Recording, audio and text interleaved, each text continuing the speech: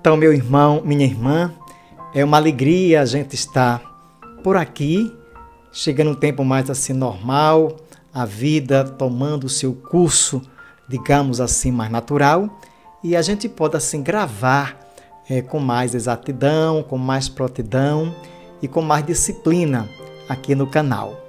É uma alegria muito grande a gente se dirigir a cada semana a você que se inscreveu no canal, mas também a você que está chegando agora, que se inscreveu e que tem essa prontidão de nos acompanhar. É um grande estímulo para a gente permanecer nesse trabalho. E ao longo do mês de janeiro, eu trabalhei em diversas escolas missionárias a dimensão do amor. A gente dizia assim por lá: no cristianismo, o amor não é um substantivo abstrato simplesmente. Ele é algo muito prático do nosso dia a dia. A palavra amor é genuinamente cristã, embora essa palavra ou muitas palavras que pertenciam genuinamente ao cristianismo foram roubadas. Eu vou pegar para vocês um pequeno trecho da carta de São Paulo, da primeira carta de São Paulo aos Coríntios, que é muito conhecida entre nós, capítulo 13. Essa passagem aqui, esse capítulo era muito querido por uma santa muito querida entre nós, Santa Teresinha do Menino Jesus ou Santa Teresinha de Lisieux. Então, ela, no auge de sua vocação, muito jovem, ela desejava, digamos assim, ser padre. Então, ela falava com a sua madre superiora: Madre, eu quero ser padre. Ela dizia: minha filha, você é mulher, você é uma monja. Na Igreja Católica, só quem pode ser padre é homem. Depois ela queria ser missionária, sobretudo entregar sua vida no mundo muçulmano. E aí a madre superior dizia: minha filha, você é uma monja enclausurada, você não pode sair aqui do mosteiro. Então ela desejava tudo. E um certo dia ela encontrou a sua vocação lendo esta carta que a gente vai comentar, uns breves comentários sobre esta carta de São Paulo aos Coríntios, especialmente o capítulo 13. E aí, depois da leitura, ela, naquela inquietude vocacional, ela descobre. Ela diz: eu descobri a minha vocação. No coração da igreja minha mãe, eu quero ser o amor. E o que é esse amor? A gente não vai ler a carta toda, mas essa parte em que São Paulo vai explicando, vai dizendo para nós quais são as características de quem ama. E é interessantíssimo, são elementos muito práticos para o nosso dia a dia e para o nosso viver. Ajudará muito a gente viver melhor o cristianismo, viver a nossa fraternidade e viver a nossa comunidade. Então, São Paulo vai dizer a partir do versículo 4, viu? O amor é paciente. Então, a paciência é uma qualidade de quem ama. Paciente não no sentido de cruzar os braços e esperar que tudo caia pronto do céu. É uma paciência que se evolui, é uma paciência que está dentro do contexto de busca. Então, quem ama tem paciência, não é inquieto, mas espera, sabe esperar o tempo de Deus. É como dizia uma amiga minha: Deus não demora, Deus capricha.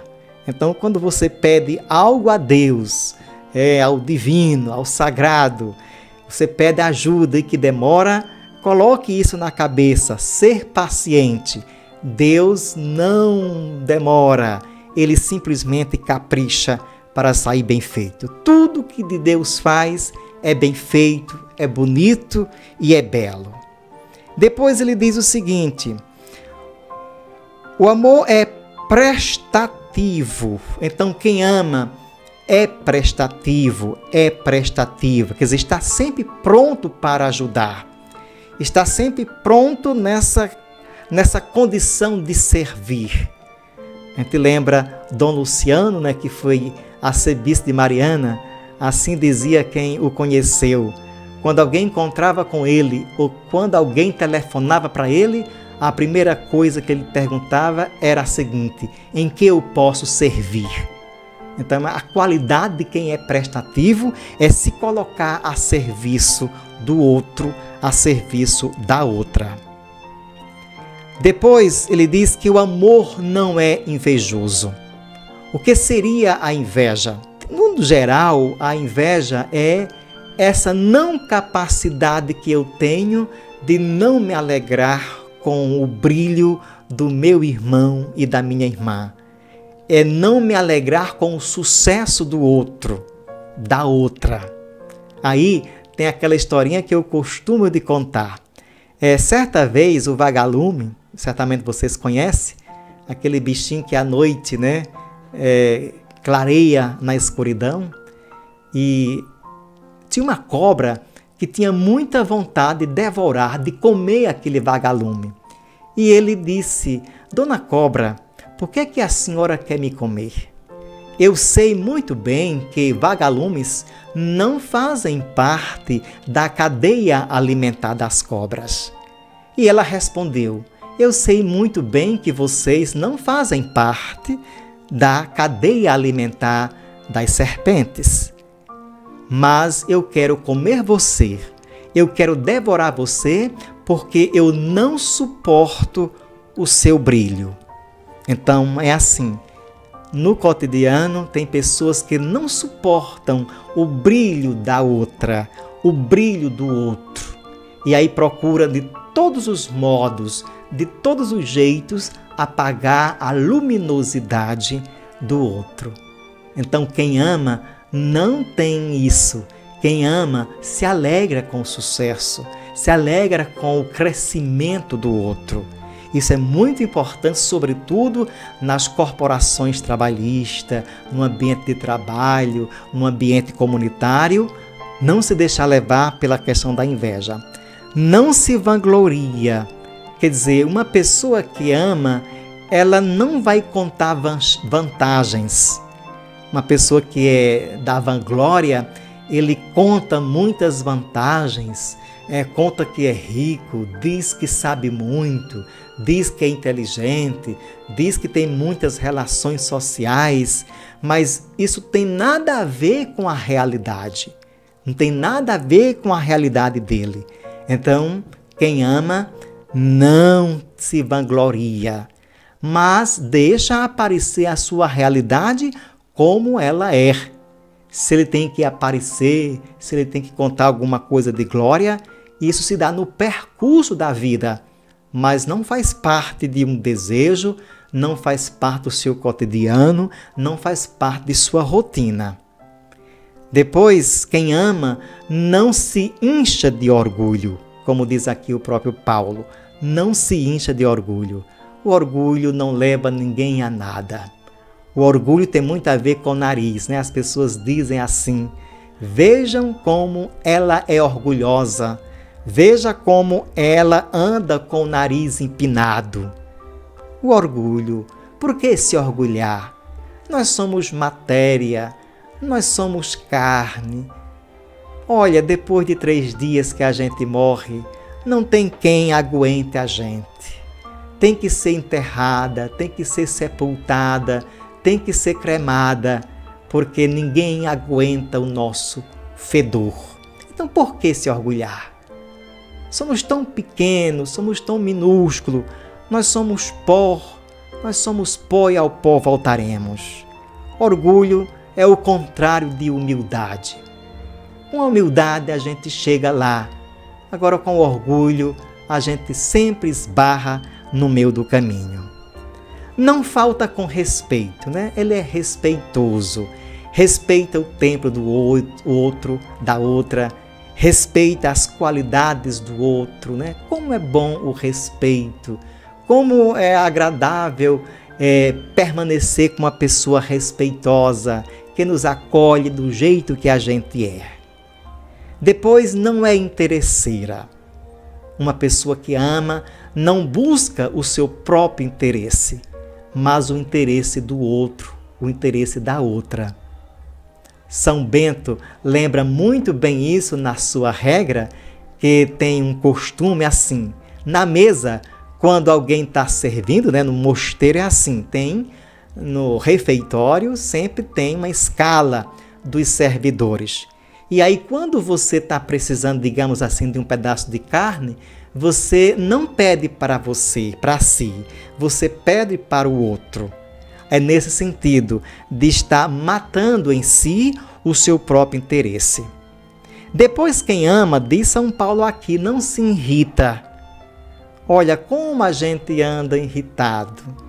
Parece que é próprio da sociedade, é próprio das pessoas a irritação. Ninguém está mais suportando, ninguém está mais aguentando o outro. As relações são tão passageiras, Os casamentos, até na própria vida religiosa, tudo passa muito rápido, tudo é muito irritante. Então quem ama não se irrita, mas pelo contrário, é cortês, é solidário, presta atenção, tem paciência. E eu sempre digo na minha vida, uma irritação é só um mal a mais. Por que se irritar com uma realidade, Por que se irritar com uma pessoa? É um mal a mais. Uma pessoa irritada diz palavras que, no seu cotidiano, ela não teria coragem de falar, de dizer, Leva a gente a dizer coisas que o outro não merece, Depois, não planeja o mal. Isso é sumamente importante. Quem ama, diz assim, não paga o mal com o mal, mas paga o mal com o bem. Não planeja o mal. Não fica planejando o mal para o outro. É interessante lembrar que a gente nunca prepara o inferno para a gente, para si. A gente sempre prepara o inferninho para outra pessoa. Depois, quem ama não se alegra com a injustiça, mas sempre se alegra com a justiça. Veja só, essas coisas bem práticas do nosso dia a dia, às vezes na vida fraterna, na vida familiar. Quando a gente não gosta de alguém e quando acontece algo de ruim com ela, a gente chega a esse ponto de dizer, eu achei foi pouco, deveria ter acontecido era mais, ela merecia até mais. Então, quem ama não se alegra com isso, mas, como diz São Paulo, se alegra com a verdade. A verdade. A mentira pode durar anos, mas quando chega a verdade, ela é como uma fumaça. De repente passa e a gente não vê. Então, se alegrar com a verdade. É incrível a dimensão da verdade. Até as pessoas têm aquela historinha, que isso não está escrito nas Sagradas Escrituras, não está na Bíblia, está na imaginação popular. O povo dizia o seguinte, quando a Virgem Maria e José fugiram para o Egito, porque Herodes queria matar a criança, Jesus, e aí Nossa Senhora, diz o povo, colocou o menino Jesus num balaio, cobriu de folhas, e quando ia passando entre os soldados, eles perguntaram, o que a senhora vai levando aí? Ela disse, eu vou levando uma criança. E eles disseram, é mentira, porque se fosse verdade, a senhora não diria isso para nós. Quer dizer, no dizer popular, Maria passou com a verdade, foi incapaz de mentir, dizer que era outra coisa. Então, quem ama, tudo desculpa. O grande exemplo dessa desculpa a gente encontra em Jesus. Pai, perdoa-lhes porque eles não sabem o que fazem. Sabiam muito bem o que estavam fazendo. Estavam matando o autor da vida. Mas Jesus, além de perdoar, encontra uma desculpa. Tudo crer. Essa dimensão da fé. Quem ama, acredita. como diz a doutrina social da igreja, dentro de cada pessoa, podemos dizer assim, dentro de cada marginal, de cada pessoa que a sociedade preconceituosamente rejeita, existe um germe de vida que precisa ser acreditado. Então, tudo crer. Quer dizer, tudo tem jeito, tudo tem jeito. Quem ama, tudo espera, suporta tudo. O amor nunca acabará. Então, a importância do amor na vida do cristão leva a gente a se relacionar de melhor, com uma qualidade melhor. O amor, como dizia Santa Teresinha, é de fato a essência da vocação. É interessante que quando, no capítulo 21 do 4º Evangelho, quando Jesus pergunta a Pedro, ele não pergunta outra coisa a não ser: Pedro, tu me amas? Ele não vai perguntar: Pedro, você sabe fazer pastoral? Pedro, você sabe dar catequese? Não. A primeira relação, digamos, de um agente de pastoral, de uma pessoa da igreja e de qualquer criatura humana, de qualquer filho ou filha de Deus, ele deve peregrinar. Ela deve peregrinar pelos caminhos da dimensão do amor. O mais importante, quer dizer, a mais sublime vocação, a mais excelsa vocação humana é o amor. Quem ama, diz o povo, cuida. Quem ama, zela.